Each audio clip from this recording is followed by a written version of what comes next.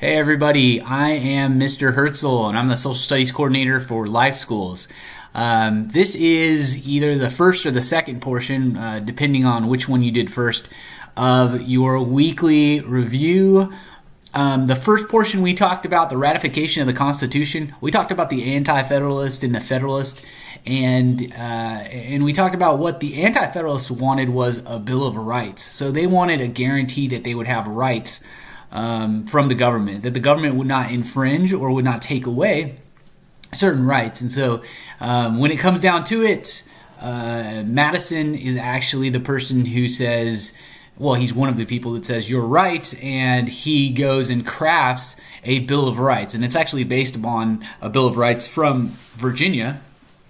And so that's what we're going to talk about today in this portion of the lecture. We're going to talk about the Bill of Rights, which is the first 10 amendments of the Constitution. So an amendment is like an add-on or a change to a document, an amendment. And this is going to be an add-on to the Constitution from what it was originally. This is the first 10 amendments of the Constitution. Anytime you hear Bill of Rights, you should automatically think first 10 amendments of the Constitution. So let's jump into it. Okay, so who determines what the Bill of Rights means? Individuals, society? Actually, the Supreme Court makes rulings on the meaning of the Bill of Rights. So I'm going to talk to you guys about this Bill of Rights that we have, the first 10 amendments of the Constitution. But the Supreme Court over time has decided what each one of those really means. And if you want to kind of understand what I'm talking about, just think about guns. So, the Second Amendment of the Constitution, which we're going to talk about in a second, it talks about guns, but it doesn't say, can you own a bazooka? Can you own a tank? Can you own, that fires missiles? Well, where does this end? Or is it just you can buy a hunting rifle? Well, the Supreme Court has to step in and they have to interpret the Constitution. So they say, what was the original meaning of the Constitution? What was it meant to protect? And then they basically make rulings about that. So that's what the Supreme Court does, and that's judicial review. You're going to learn about that in a little bit with Adams' presidency, the second president of the United States, and then Thomas Jefferson and judicial review. But that's for another lecture. But the Supreme Court makes those rulings. Supreme Court balances the rights of the individual with the needs of society. All right, so the first amendment has 5 rights mentioned. Now, I'm going to talk about the First Amendment, number 1, the First Amendment, and we're going to talk about that for a while because there's a lot in it, okay? So stick with me. This is only the First Amendment. I'll tell you when we get to the second. And it's easy to remember when we get to the second because the second has to do with pow-pow, has to do with guns, okay? But everything we're going to talk about right here is the First Amendment and the 5 rights that are mentioned, okay? So here's what it says. Congress shall make no law respecting an establishment of religion or prohibiting the free exercise thereof, or abridging the freedom of speech or of the press, or the right of the people peacefully to assemble and to petition the government for a redress of grievances. Wow, that is a mouthful, right? But let's break it down here, okay? I'm going to turn my little pointer on and we can break it down. So let me turn my pointer on. All right, here we go. So first one is the government's not going to make any laws establishing religion. So they can't be like, hey, Christianity is the official religion of America, or hey, Hinduism, or hey, Islam is the official religion of America. No way. We have the freedom of religion. We can do whatever we want when it comes to religion as long as we don't harm other people. Okay, but it also can't prohibit the free exercise thereof. So anyone can practice any religion they want. It guarantees the freedom of speech. Okay, it guarantees the freedom of the press.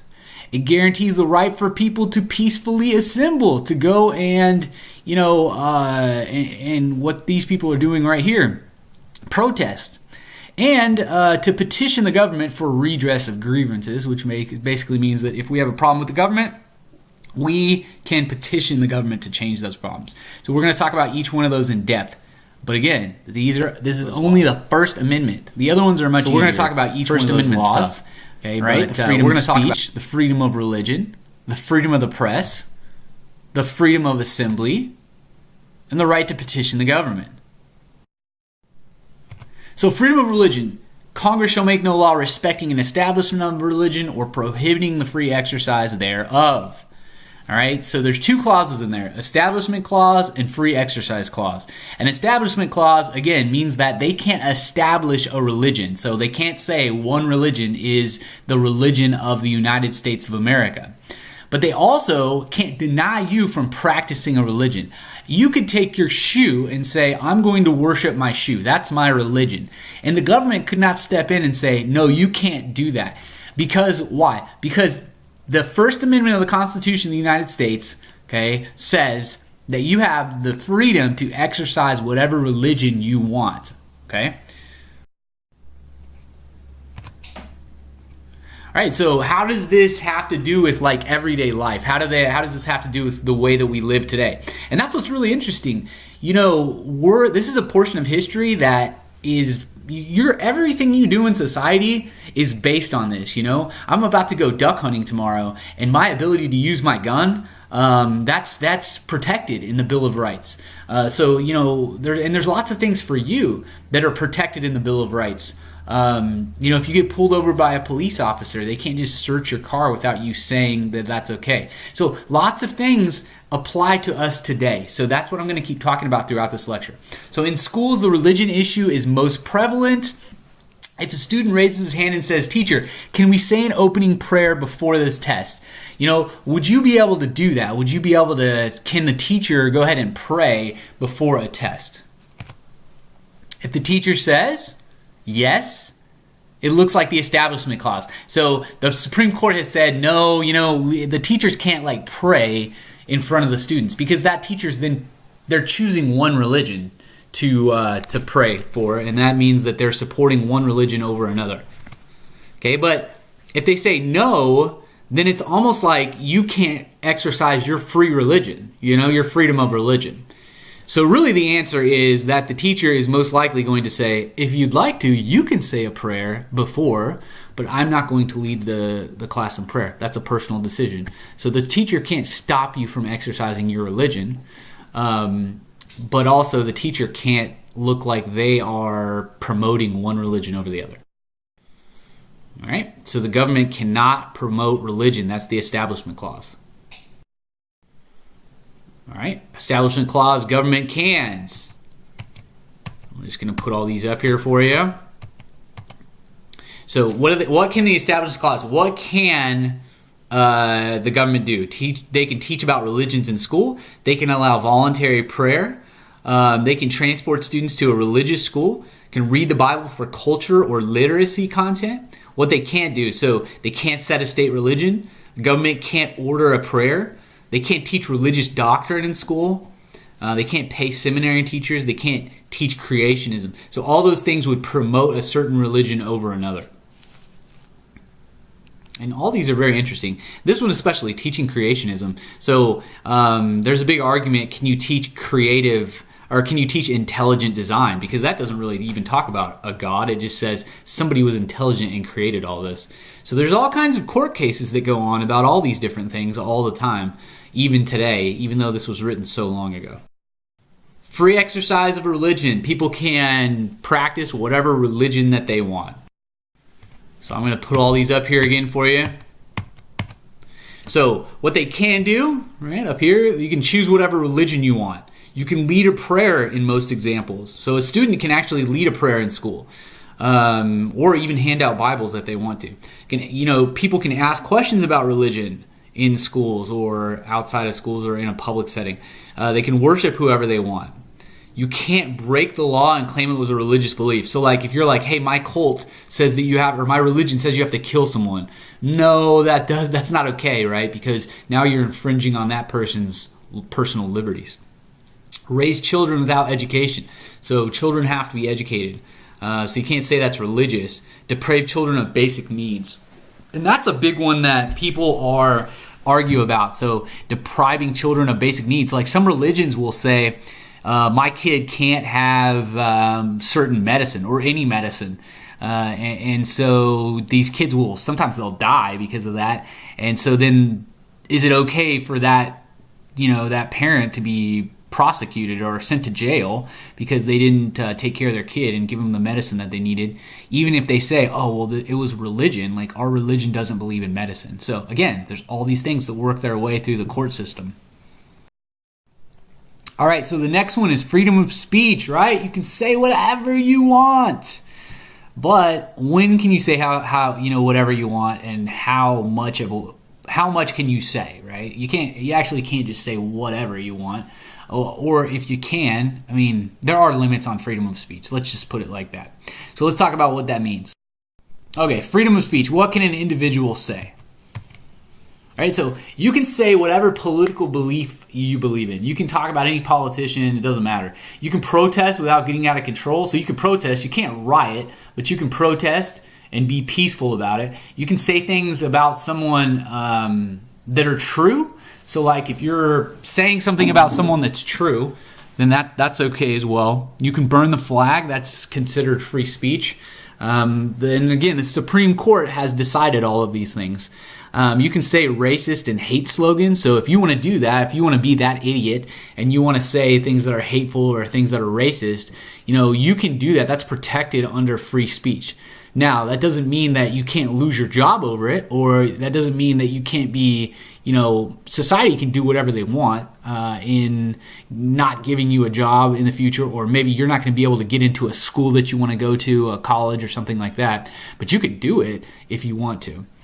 Free speech means someone might say something you disagree with. And, soldiers will tell you, we fight for the right for people, we fight for the rights of stupid people, and obviously they fight for the rights of smart people too. But they say that as a way to just say, listen, like, people are going to disagree with us, and that's why we're fighting to protect, so that everyone can kind of say their opinion. All right, so what are the limits on free speech? So you can't threaten to blow up an airplane, or you can't have a bomb threat for the school, or you can't say I'm going to kill the president. You can't say those things. That is threatening. You can't sexually harass people. Obviously, that's not okay. Again, free speech stops when you start to infringe on other people's rights. In other words, you start to take rights away from other people. All right, creating too much social chaos. Like there was a Supreme Court case that said if someone's in a theater and they yell "fire, fire, fire," can they do that? Well, the Supreme Court says no, because it creates chaos and people can be trampled in the process, and then that's taking freedom away from those people who are trampled. Crude language in a public forum, disrespectful, vulgar language in schools, hate crimes. And I will say this, some of your free speech and some of your rights are actually taken away in school. The Supreme Court has made multiple decisions about that. Some of them remain. Free speech says that you don't have to pledge allegiance to the flag. There's all kinds of court cases that have agreed with that. But at the same time, those court cases still said you can't be disruptive about it. You still have to stand up. You still have to, do what the teacher asks you to do, except you don't have to pledge allegiance if you don't want to. So it's kind of here and there. There are some exceptions to the rule, but freedom of speech basically means whatever you can say whatever you want as long as it doesn't take away the freedoms from someone else. All right, again, we're still in the First Amendment, so stick with me. We'll get when we get to the other amendments, we're going to roll through them pretty quick. But you got to know what's in the First Amendment. Freedom of the press. Congress shall make no law abridging the freedom of the press. Okay, freedom of the press can and cannot. Right? They can print any political position. They can make fun of people, especially politicians. They can expose wrongs by the government. They can say things you might not agree with. What can they not do? Libel. So that means that they can't slander someone, make false facts about that person. They can't just make something up and print it about someone that's going to ruin their reputation. Disclose defense security secrets. So you're not supposed to. Some people have done this. Some newspapers in the past 10 years, but you're not supposed to be printing things that could hurt our country. Detail how to make a certain weapon. Again, you can't print something in a paper or online that would give away national security secrets. Freedom of assembly. Congress shall make no law abridging the people to peacefully assemble. So you got to be able to get together and protest. All right, let's talk about the cans. You can protest. You can have a parade with a permit. Sometimes you got to get a permit for it.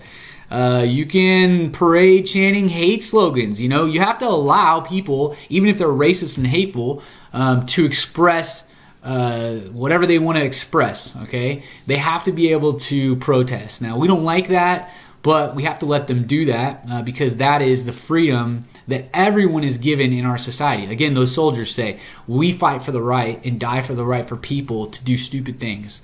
And that's a great example of that. Gang members can congregate in public. All right, what can you not do? Protest by throwing rocks and breaking windows. So you can't riot. You can't loiter. And, sometimes there can be teen curfews, which I know you guys don't like, but they can do that. Petition the government for redress of grievances.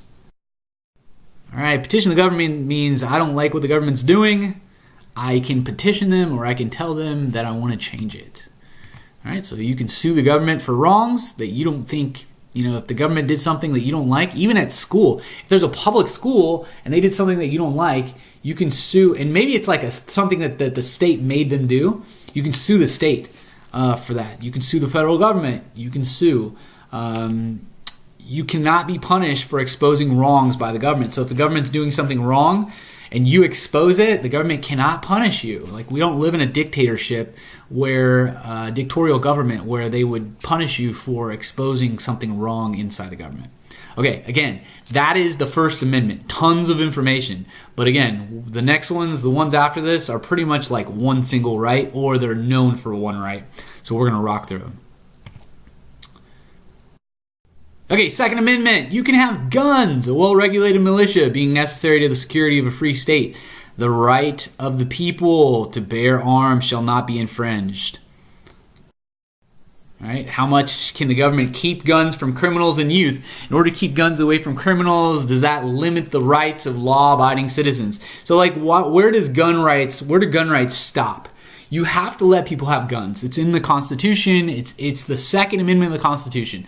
So you have to let people have guns. Can they have bump stocks? That basically turn a semi-automatic weapon into a fully automatic weapon. Can they have AR-15s that are assault rifles? Now, the reason why this is put in the Constitution in the first place is so that the people of the United States can fight against anyone who threatens them. And that is both outside, so if an external enemy like another country, or it's inside. So, if the government itself becomes too powerful, people have the right to fight against the government. They have the right to shoot at the government. That is the intent of the Second Amendment. That's why they put it in the Constitution. Okay? So it's not about hunting. I said that before about my duck hunting, but it's not about that. It's about the right for people to protect themselves as a whole from external danger, which means outside of our country, and within our country. If our government becomes too powerful, we have guns. So, there's all kinds of court cases about guns, and the gun debate goes on and on and on, and it won't stop anytime soon. Right? So, again, here's the gun debate continued. We're not going to talk through that, but, I already kind of talked about that. Third Amendment, the government cannot force you to shelter soldiers in your home without your consent in time of war or peace. So where does this come from? All of these come from the fact that the British were doing these things to the colonists, okay? And these people who had been through all of that were like, hey, we need a Bill of Rights to protect us from these things. So today, I'm not worried about soldiers coming into my house, okay? It's not a big deal. It's not a big deal. I don't ever think about that. But back then, that was a big deal. So this is, whatever. If there's ever a war that happens, I don't have to allow soldiers to come into my house and use my house. Rights of the accused. So Amendments 4 through 8 deal with people who are accused of crimes. Okay? Now, that's important because if you're accused of a crime, most of the time you're being accused and tried by the government. And so the people who wanted the Bill of Rights wanted a system that was fair for the people who were being accused. It's very important that the people who are being accused of crimes get a fair shot in a fair trial, and that the government isn't abusing their power and putting those people there because, they don't agree with us politically, or we don't like them, or whatever, okay? So Amendment 4 through 8 are going to deal with the rights of the accused. Right? The Fourth Amendment.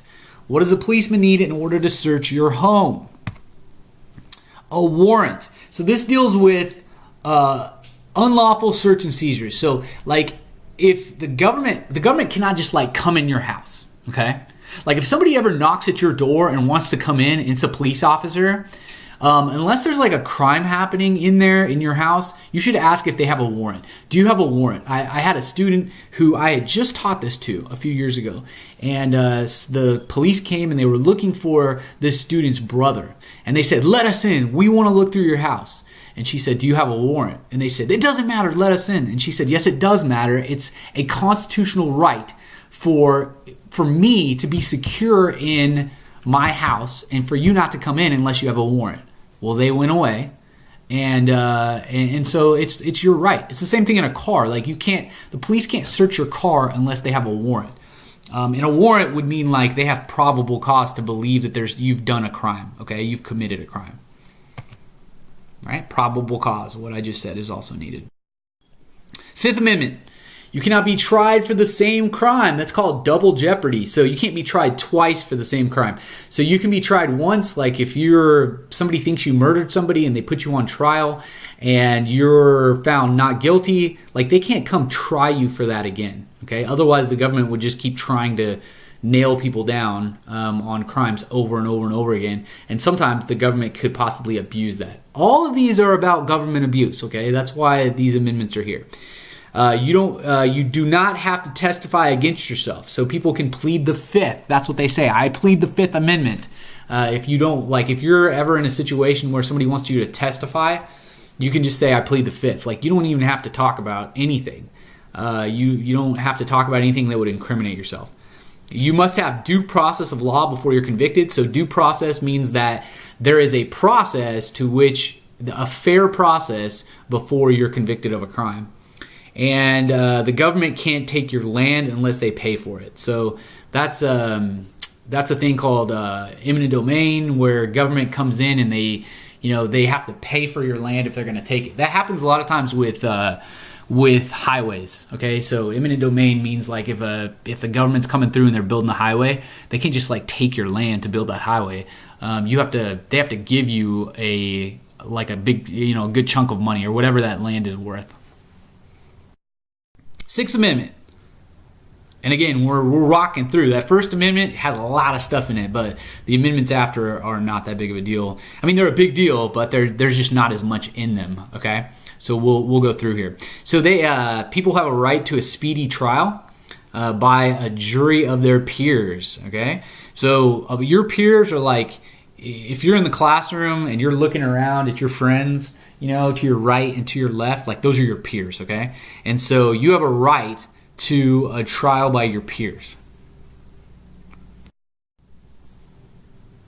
All right, so the Sixth Amendment continued. You have to be told your charges, right? That is called the writ of habeas corpus.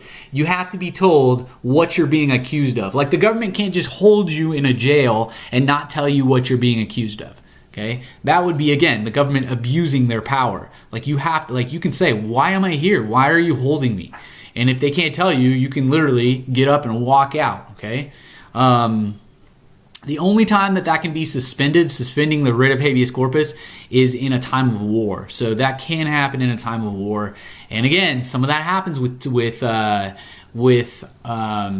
terrorism and other things like that. But anyway, the next one, you must be provided a lawyer if you cannot afford one. So this comes back to like Miranda rights. If you're ever get arrested by a police officer, hopefully you're never arrested, but even if you see it on TV, you have the right to remain silent. Anything you say can and will be used against you in the court of law. You have the right to an attorney. If you can't afford one will be appointed to you. So even if you can't afford an attorney, they have to give you one, right? Because otherwise it wouldn't be fair. It would be them with their big attorney, trying to put you in jail, and you don't have any representation, and that's not fair. And this whole thing is about being fair to the people who are accused. All right, the Eighth Amendment, no excessive bail. So like bail is what, if you get put in jail, that's how much money it takes to get you out. They'll say like $1 million bail. I think it's usually 10% of that you have to pay up front to get out. But it can't be excessive. Like if somebody, somebody steals a car, like you can't make a bail of like $20 billion or something. Okay, the person would never be able to get out. And so it can't be excessive. And then no cruel and unusual punishment of prisoners. And so again, those are dealing with people who are accused of crimes. That is a huge, huge concern for the people that are coming from England. They're looking at the power structure and they're saying, if I'm accused of a crime, I want to make sure the government doesn't abuse their power to prosecute me and accuse me of something. And then, and so they want to protect that. Now, we're going to talk about the 9th and the 10th. The 7th is really not that important. We skipped over that. It doesn't even really apply anymore. It has to do with, it even says like $20, which is not a lot of money nowadays, but you don't have to worry about it. So let's go on to the 9th and the 10th. So the 9th Amendment, I didn't put it up here because it's really easy to remember. The 9th Amendment basically says, just because, remember the Federalist argument? They said if you add a Bill of Rights and we list rights in there, well, that's gonna say that those are the only rights that you get. And so in the Bill of Rights, they were worried about that. So the 9th Amendment basically says, just because we named these rights doesn't mean that other rights aren't important, and that, people still have their other rights. It's not just these rights that people have. Okay, so that's the 9th Amendment. And then the 10th Amendment is really, really important as well. And the 10th Amendment says that anything not... Sorry, that's my dog. I do these at home. But they say anything that is not guaranteed to the people or to the federal government is reserved for the states. So anything in the Constitution that's not given to the federal government as a right, okay? So like the post office is run by the federal government. That's not for the states, okay? But anything that's not in the Constitution, that's not in the Constitution as a right of the federal government, is given back to the states, okay? So now you know the Bill of Rights. It's really important. It's everything that, basically rules the rule of law today in America and what you're protected from and the rights that you have. Man, these are so important, okay? These are everything that we argue about today in society. All of these debates that we have, they all come down to the Bill of Rights and the Constitution, okay? So hope you guys learned a lot, and you'll be able to pass the test. And I'll catch you guys next time.